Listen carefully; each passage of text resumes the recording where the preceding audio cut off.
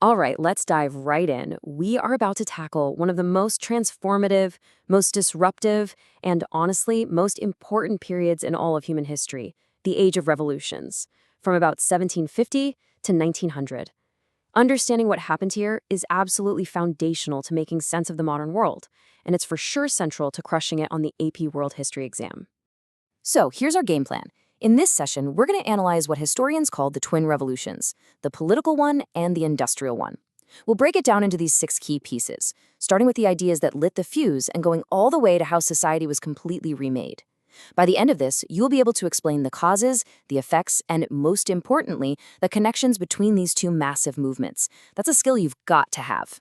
First things first, before any barricades went up in the streets, before a single factory started churning out smoke, there was a revolution of the mind. This was a fundamental shift in how people, especially in Europe, thought about everything: power, rights, and even human nature itself. So what was the Enlightenment? Well, it was all about taking the methods of the scientific revolution, using reason, using evidence, this idea of empiricism, and applying them to human beings and their societies. Philosophers started arguing that reason, not just tradition or some king's divine right, should be our guide for how we organize ourselves. And that, right there, was a direct challenge to the power of the church and the state. You've got these intellectual heavy hitters like John Locke, Montesquieu, and Rousseau, and they're basically creating a whole new political vocabulary. The idea that you're born with natural rights. The idea that you need to separate government powers so no one gets too powerful. And maybe the biggest one of all, the idea that a government is only legitimate if the people agree to be governed, the social contract. These weren't just thoughts, they were weapons aimed right at the heart of absolute monarchy. Locke's words here just nail the core of this new way of thinking. The whole point of government, he's saying, isn't to control you, it's to protect and grow your freedom. I mean, think about that. That is a complete 180 from centuries of political thought that was all about obedience and control. But here's the million-dollar question, right? When these philosophers were talking about mankind and natural rights, who were they really talking about? Because while these ideas sounded universal, in practice they were anything but. Let's dig into who was left out, especially when it came to gender.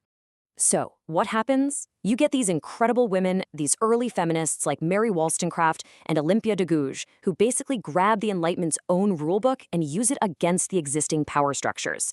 They argued, hey, if reason and natural rights are universal, then they have to apply to us too. This line of thinking leads directly to landmark moments like the Seneca Falls Conference, where women formally demanded the right to vote and to be treated as equals. Okay, so we've got the idea simmering. How do we get from these philosophical debates in fancy salons to people literally building barricades in the streets?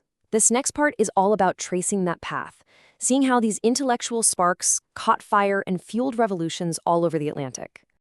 And suddenly, it's like a chain reaction. Boom, the American Revolution kicks off in 1776. Then, boom, the French Revolution in 1789. Then the Haitian Revolution, an incredibly important and radical slave revolt that creates a new nation. And then, a whole wave of independence movement sweeps across Latin America. People everywhere, from colonial subjects to everyday citizens, are rising up, inspired by these new ideas of democracy and liberty. And look at this line right here. This isn't just a nice phrase. This is Enlightenment philosophy translated directly into a political reality. It's practically ripped from the pages of Locke and Rousseau and slapped right into one of the most important documents of the modern era. It's the perfect example of how ideas can drive real world-changing action. And brewing alongside all this is a brand new and incredibly powerful idea: nationalism. It's this feeling of being part of a team, what's been called an imagined community. The idea that you share a deep connection with millions of people you'll never meet just because you share a language or a culture or a history. Now, this force could build new countries like it did in Germany and Italy, but it could also tear old ones apart, creating deep cracks in huge multi-ethnic empires like the Ottoman Empire. All right, let's hit pause for a second. This is a self-assessment moment. I want you to actually pause and try to name one specific nationalist movement from this era and tell me its main goal. Go on, give it a shot. Okay, you back? You might have thought of something like the propaganda movement in the Philippines, which was all about seeking reforms from Spain. Or maybe you thought about the unification of Germany under Bismarck, whose goal was to bring all these little German states together into one powerful nation. Both are great examples. Okay, let's shift gears, because happening at the exact same time as all of this political drama is the other twin revolution. And this one changes everything about how we work, how we live, where we live, and how we interact with the planet itself. This was the revolution in production. So, why Britain? Why did it all start on this one relatively small island? Well, it was kind of like a perfect storm of factors. They had tons of coal and iron, and they were located right next to each other. They had rivers and canals to move stuff around. Their farms were getting more productive, which meant you needed fewer farmers and had more people available for other work. Plus, they had laws protecting private property and a ton of capital from global trade just waiting to be invested. It was this unique combo that kicked everything off. And the technology just exploded. It all started with the steam engine, figuring out how to harness the incredible power of coal. That directly led to the factory system. Then, boom, a second industrial revolution hits in the later 1800s with huge advances in steel, chemicals, and electricity. And on top of all that, things like railroads and the telegraph completely changed the game, making the world feel smaller and more connected than ever before. But here's a super important point, especially for the AP exam. Not everyone industrialized the same way. It wasn't a one-size-fits-all model. In Britain, it was mostly driven by individuals, by entrepreneurs looking to make a profit. But in places like Meiji Japan or in Egypt under Muhammad Ali, it was the state, the government that led the charge. Their motivation wasn't just profit, it was defense. It was a desperate race to modernize so they wouldn't get taken over by the West.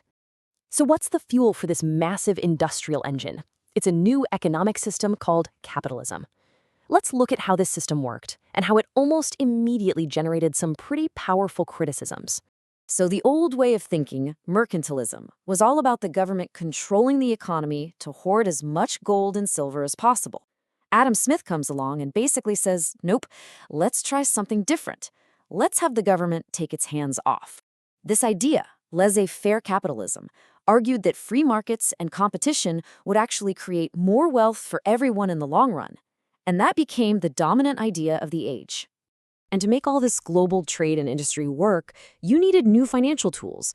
So you see the rise of things we're very familiar with today: stock markets, giant transnational companies like HSBC, and this really clever idea of limited liability corporations, which protected investors and encouraged them to risk their money on big projects. This was the financial machinery that powered industrialization. But, and this is a huge but, this system was creating incredible wealth, but also incredible inequality.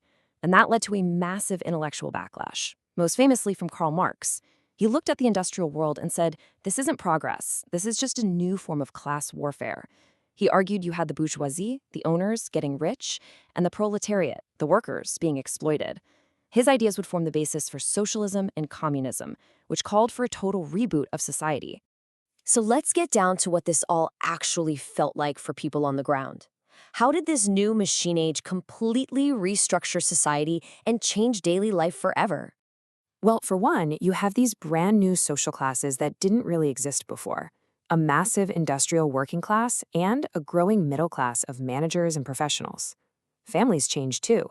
People flooded into cities, which grew so fast they became polluted, overcrowded, and dangerous. In response to the terrible working conditions in factories, workers started banding together, forming labor unions to fight for better pay, shorter hours, and basic safety. Okay, let's bring it all home. This is the crucial synthesis part.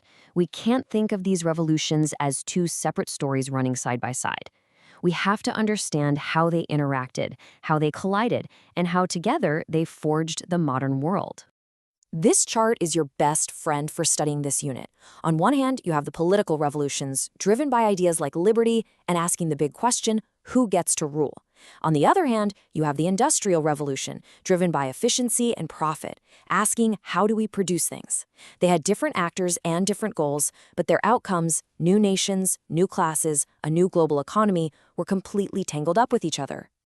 All right, one last challenge for you. This is a top-tier AP skill right here. Pause and try to write a single, solid thesis statement that answers the question on the screen. How did these two revolutions connect and conflict? Give it a real shot.